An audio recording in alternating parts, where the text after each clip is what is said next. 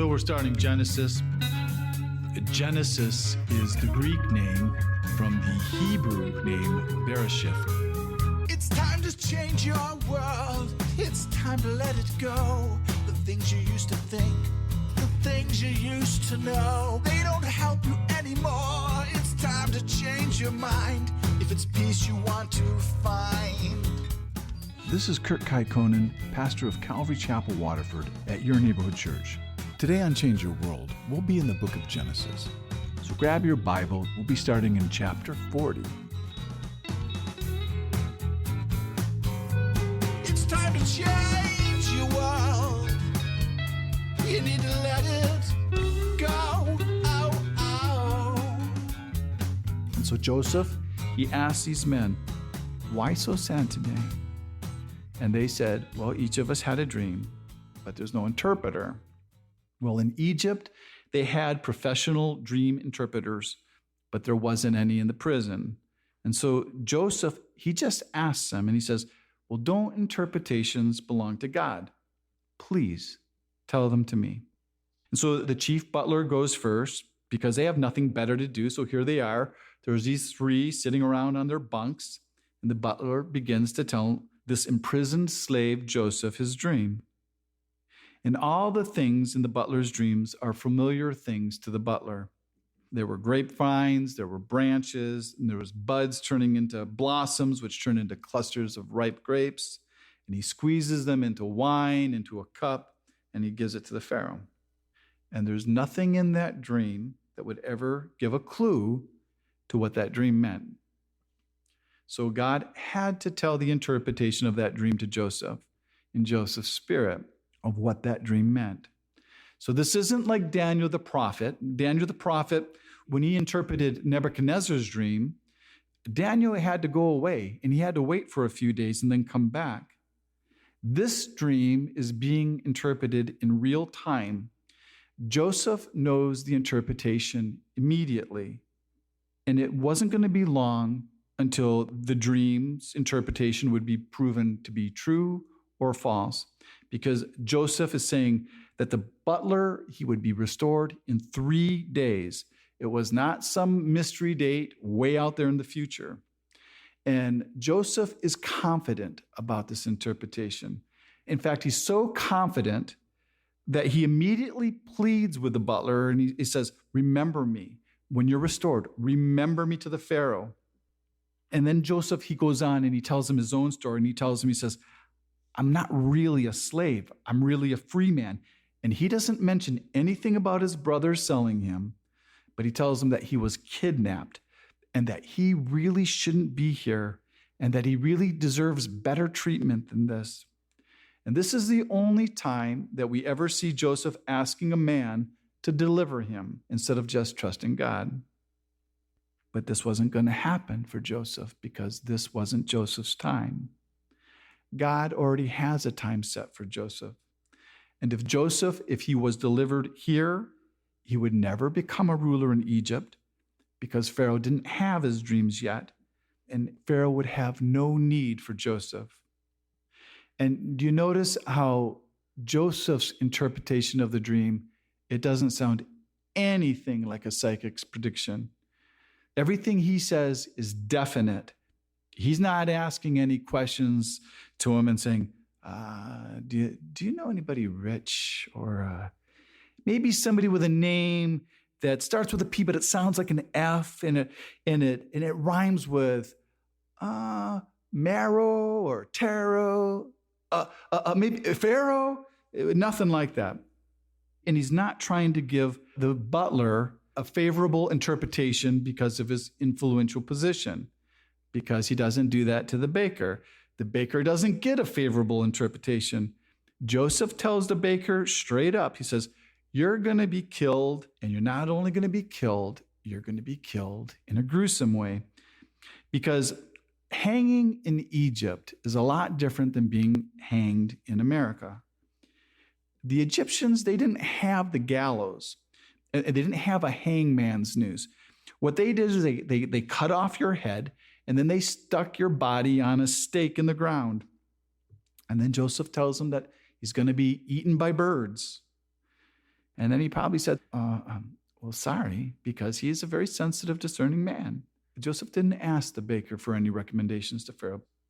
He wasn't a people pleaser. And so 3 days later, it all comes true. And they both had their day in court at Pharaoh's birthday party. And this day that they call Pharaoh's birthday, it may not have actually been his birthday. It could have been the day that Pharaoh took the throne and became the Pharaoh, and when he became, because pharaohs were God to them, and he became a god. And it happened just like Joseph said. The chief butler was restored, and the chief baker, he was hanged. And so you can imagine back at the prison that there's Joseph, and he hears that butler has been restored, and he's sitting there, and he's hoping, and he's waiting, and all his bags are packed, waiting at the door for the butler to send somebody. But that day never came. He waited weeks and months, and it wasn't going to happen because this wasn't God's time. Joseph was never going to be rescued by the butler because he was never going to be rescued by a man. Joseph was going to be rescued by God himself, because we're not to put our trust in men. We're to put our trust in God alone.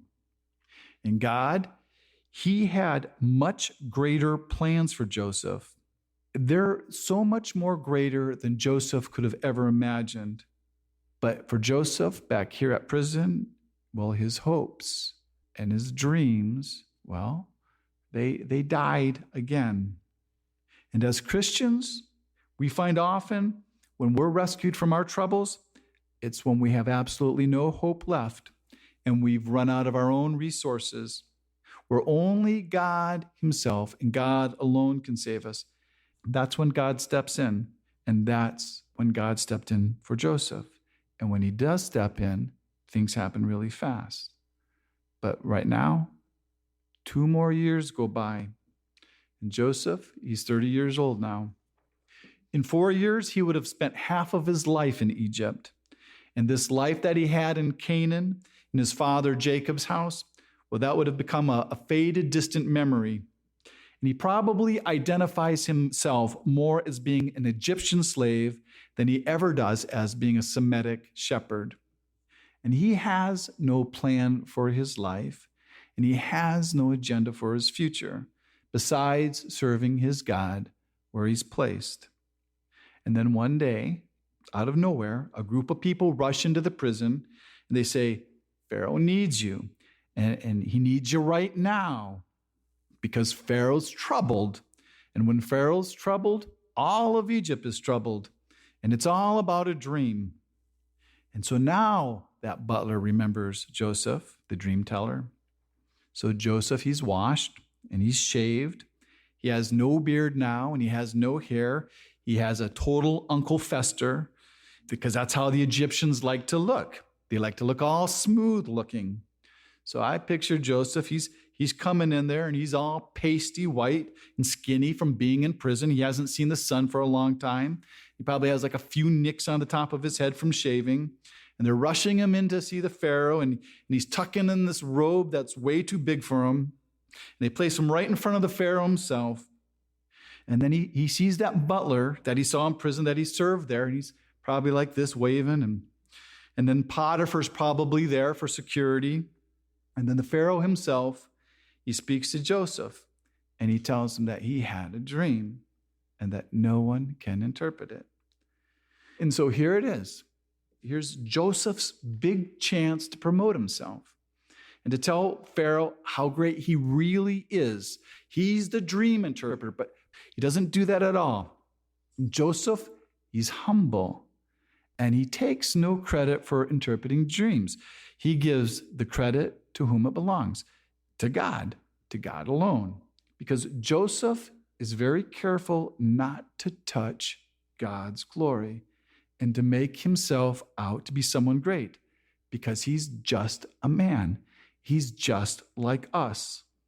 And Joseph says, the power of interpreting dreams, it's not in me, but God will give Pharaoh an answer of peace. And so although Joseph is humble, he's very confident in God's interpretation for Pharaoh. And he already knows that God will give Pharaoh an answer for peace before he's ever told the dream. And so Pharaoh, he repeats his two dreams to Joseph, and Joseph listens, and he doesn't interrupt. And when the Pharaoh finishes, he already knows the interpretations. And you can imagine, when Pharaoh, he had his own magicians, and he had his own dream team, standing around trying to interpret the dreams. They'd be like, well, maybe the fat cow eating the skinny cows. Well, maybe we shouldn't be eating so much more beef. We should be eating more chicken. It was like a Chick-fil-A commercial. Or maybe it was like, oh, that fat cow? Well, that's Trump. He's the fat cow. That's a Trump economy. And that ugly, gaunt, lean cow? Well, that's Nancy Pelosi and the House Democrats, and they're eating it all up. Or you can turn it the other way around, because we're not political here. And the others are just standing around and they're saying, it means, I got nothing. You see, the Egyptians, they knew about dreams, and they had books, and they find some of these books in the archaeological digs of dream interpretations from Egypt. But none of the stuff sat right with the Pharaoh. So now Pharaoh's dream, there's these 7 fat cows coming out of the Nile, ate by 7 ugly cows, and they still remained skinny after they ate them. And it's a strange dream, and it's a little bit disturbing, but it's not enough to keep the Pharaoh up. So he went back to sleep. But this is crazy dream night, and so he has a second dream. 7 heads grew on one stalk. And if you read this in some of the older King James versions, it would have said ears of corn. And that would have been a lot of ears of corn on a stalk, 7 ears of corn. But the Egyptians, they didn't have corn. And so what this is referring to is referring to wheat. It's talking about 7 heads of wheat on one stalk. And that's still pretty good, because the average is 5 heads on a stalk, but you could have up to 8. And in this dream, they were replaced by 7-headed grains, which was very thin. And Joseph, he had 3 important insights into these dreams. And the first one is that it wasn't 2 dreams. This was only 1 dream. And the second insight he had was that this dream is from the true God. And the third insight he had was that it's been revealed to Pharaoh what God's going to do. And the dream was given to you twice, because this is a sure thing, and it's going to come to pass. There's going to be 7 years of plenty, 7 years of famine. And it's going to be so bad that nobody's going to remember those good years. And this is going to happen right away. So now Joseph, he gets bold, and he goes beyond the interpretation of the dream. Now he starts giving Pharaoh advice of what to do. And then he gives him 4 steps for preparation. And he says, well, the first thing you're going to need to do is you're going to need to hire an administrator and to collect 1/5 of the crops. And it's believed that Egypt, up until this time, they only collected 1/10 of the crops. So now the taxes have gone up from 10% to 20%. And then he tells Pharaoh that he's going to have to put officers throughout the land to be able to collect these crops. But they're going to have to build the storehouses and place them in the cities, because that's where it's going to be needed to distribute the crops. So this was an accounting and a logistics challenge. And so Pharaoh, what he does is he picks Joseph, because he recognizes, and it says that God's Spirit is in him, and he can see this wisdom and ability that Joseph has. And the thing is, God has been preparing Joseph for this his whole life, though nobody would have ever seen it. But now all these things are beginning to make sense. And so Pharaoh, he gives Joseph his own signet ring, which is like his own credit card, that the authority of the Pharaoh. And then he gives him new clothes, and they're linen. It was Egyptian cotton, and I think it was maybe like an 800 thread count or something. And then he gives him a gold chain to wear around his neck. So now he has this gold chain and this shaved head. And so now he's walking around and he looks like Mr. T. And so he gets this new chariot, the newest models, the latest model with a lot of horsepower. And he's young. He's only 30 years old. And then he's given a new name. And it's Zaphnath Pa'ani, which means God speaks and he lives. But the Pharaoh, he still just calls him Joseph. And now Joseph, he's Pharaoh's go-to guy. And he does everything that needs to be done. And he collects so much food, it says it's immeasurable. And then he's given a wife. And she's the daughter of the priest of the city that they lived in. And that was the city of On. And the priest of On, well, he served Ra, the sun god, which centered around solar worship. And then Joseph's beautiful wife's name was Asneth, which means she who belongs to the goddess Neth. And so she was probably a looker because belonging to a goddess, she probably looked pretty good. And then he has a couple of great kids, Manasseh, which means forgetting. And here he's talking about the trials and the times that he had back in his father's house.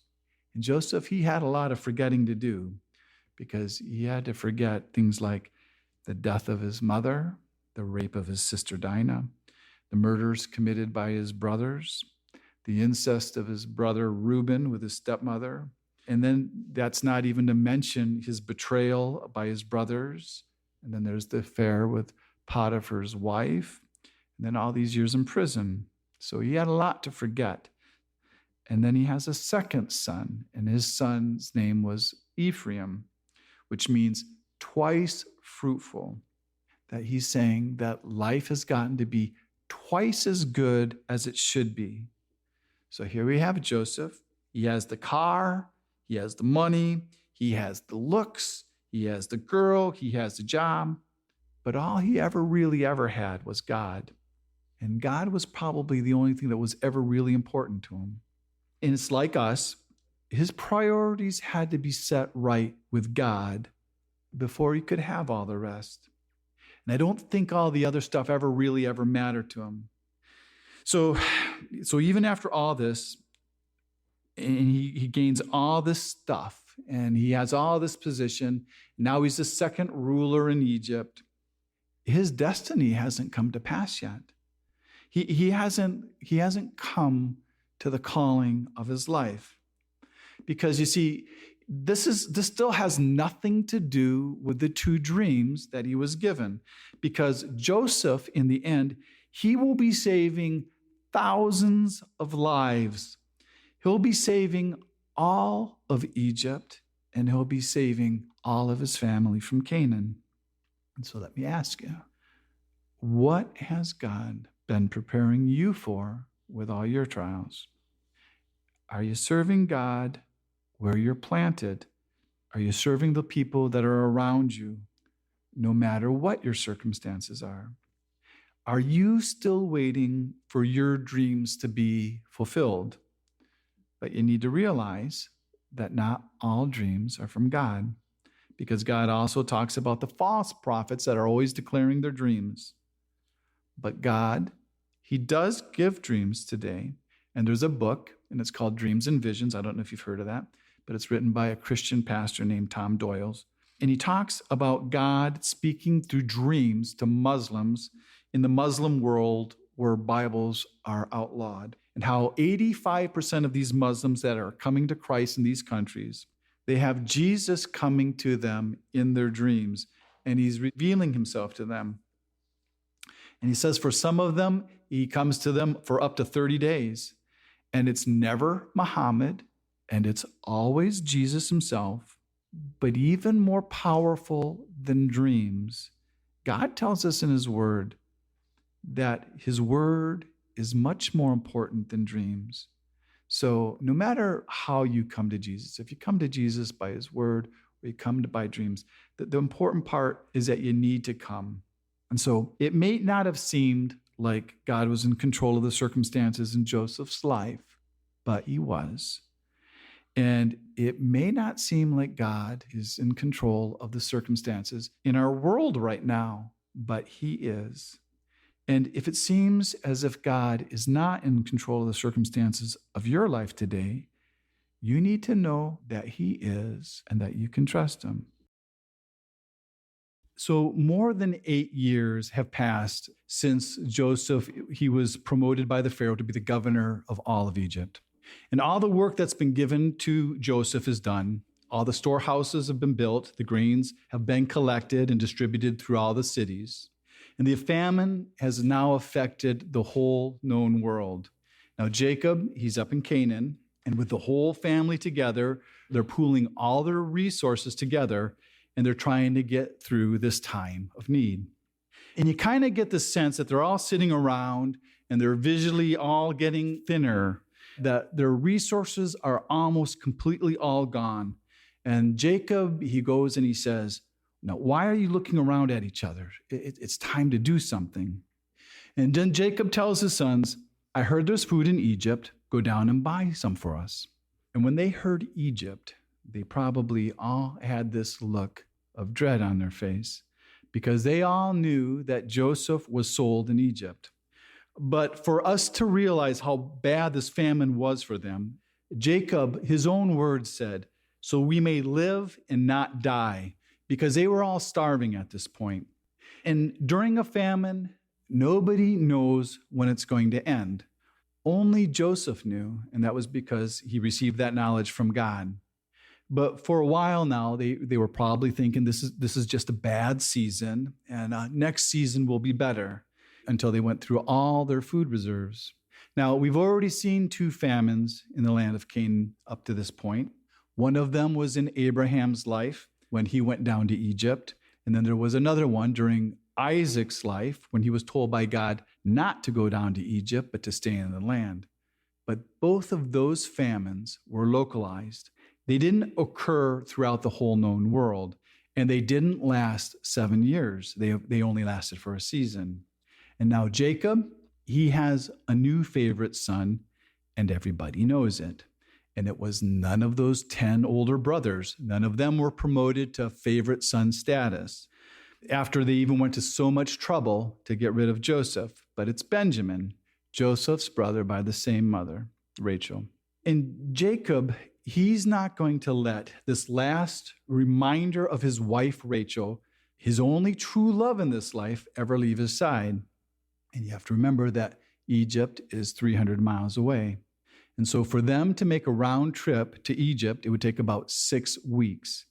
And as they traveled, they would have seen the same things that Joseph saw, but they didn't talk about it. But how could they not think about it? Because they knew that Joseph was down in Egypt and that the things that they were seeing, he saw, but that he would have been bound and he would have been led through the same area. And you have to see that God uses things like famines to change the world. And he also uses things like famines to change people, because it was God who had designed all these trials for these brothers. And God a lot of times uses hardship and he uses trials that way to get us to move. In this story, God uses hunger and he uses a famine. But in our lives, it could be other types of famines. It could be a famine of money, our finances, or we could lose a job, or we could lose our housing, which would make us move, where we don't see any purpose in it. But that doesn't mean that God isn't working in our circumstances.